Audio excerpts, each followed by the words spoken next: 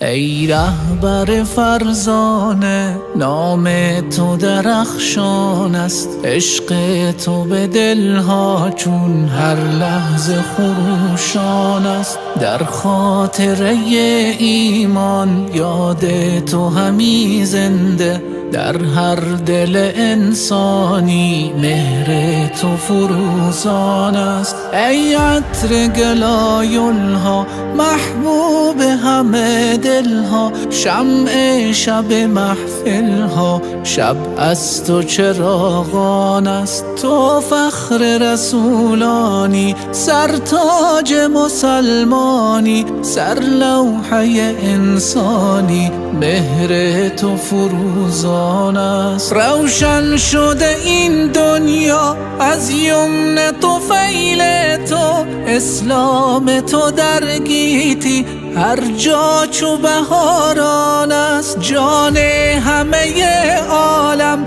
بادا به فدای تو، در پیر و جوان ما عشق تو نمایان است. ما رهرو قرآن و هم سیرت او هستیم، این هر دو چراغ دین منشور مسلمان است. تا جان به بدن باشد این جام کفن باشد.